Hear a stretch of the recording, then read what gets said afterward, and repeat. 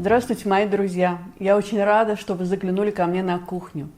Сегодня мы с вами приготовим очень вкусные сырные палочки на творожном тесте. Это прекрасный завтрак или перекус, или закуска. Готовятся они очень просто. А если вы впервые у меня в гостях, оставайтесь, вы сами сможете в этом убедиться.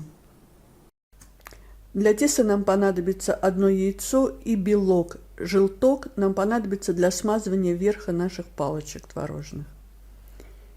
Добавляем к яйцам 250 граммов творога, чайная ложка сухого чеснока, я еще добавила пол чайной ложки орегано и соль. Все перемешиваем.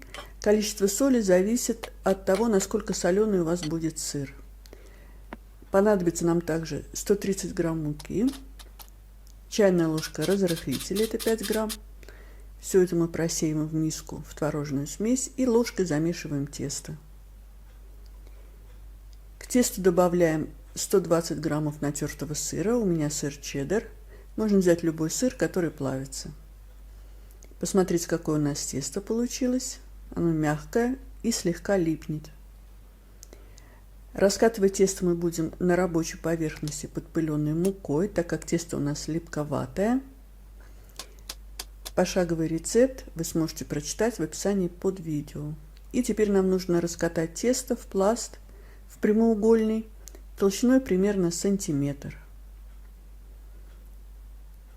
Посмотрите, какой у нас прямоугольник получился. Посмотрите, какая толщина теста.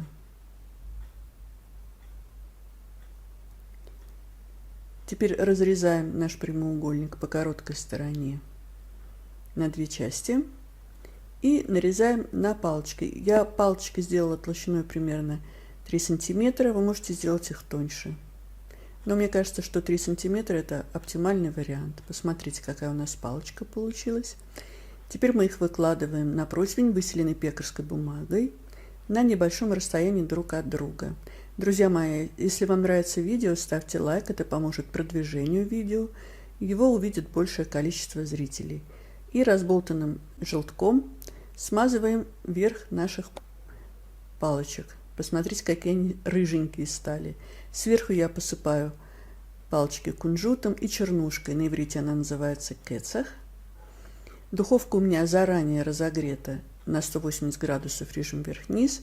Будем печь наши палочки до румяности 25-30 минут. В моей духовке они пеклись 30 минут. И сейчас мы их будем пробовать. Посмотрите, какие они красивые, какие они яркие. А в разломе вы видите, какие они слоистые. Ну что, пробуем. Друзья мои, это просто маленькие хачапури. Приготовьте. Это так просто и очень-очень вкусно.